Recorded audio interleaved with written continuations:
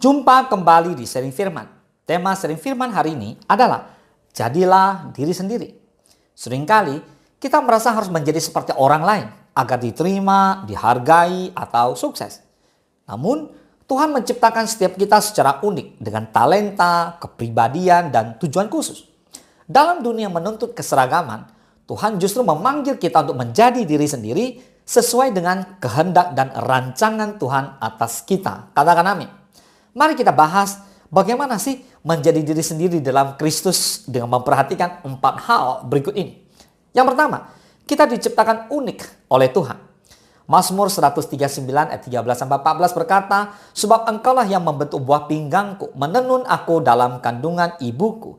Aku bersyukur kepadamu oleh karena kejadianku dahsyat dan ajaib. Ajaib apa yang kau buat dan jiwaku benar-benar menyadarinya." Ayat ini mengingatkan saudara bahwa kita bukan hasil kebetulan. Tuhan menciptakan kita dengan maksud dan tujuan yang jelas. Amin. So, jangan membandingkan diri kita dengan orang lain. Karena kita masing-masing adalah karya tangan Tuhan yang luar biasa. Katakan amin.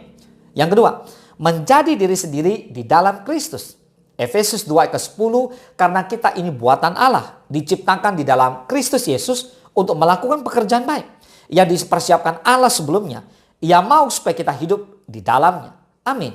Mari menjadi diri sendiri bukan berarti hidup tanpa arah, tetapi menjadi seperti yang Tuhan rancang bagi kita.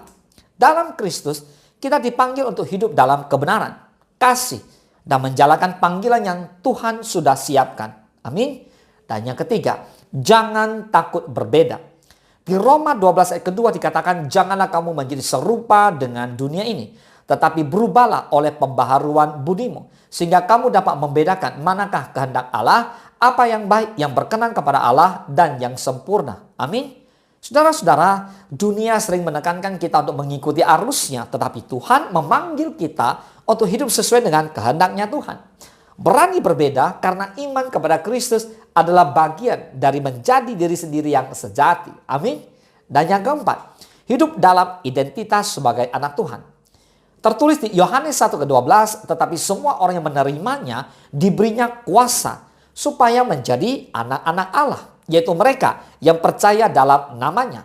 Saudara, identitas kita yang sejati bukan ditentukan oleh status sosial, pekerjaan, atau apa yang orang lain katakan, tetapi oleh siapa kita di dalam Kristus. Kita adalah anak-anak Allah, dikasihi dan diterima sepenuhnya olehnya. Amin.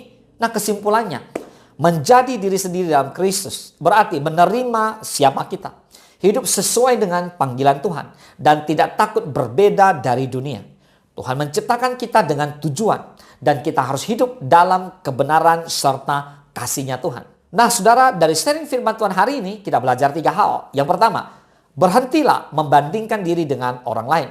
Yang kedua, temukan dan kembangkanlah talenta yang Tuhan berikan. Dan yang ketiga, jalani hidup dengan keyakinan bahwa Tuhan punya rencana yang indah bagi kita. Marilah kita tetap menjadi diri sendiri dalam Kristus dan hidup sesuai dengan panggilannya. Katakan amin. Tuhan Yesus memberkati.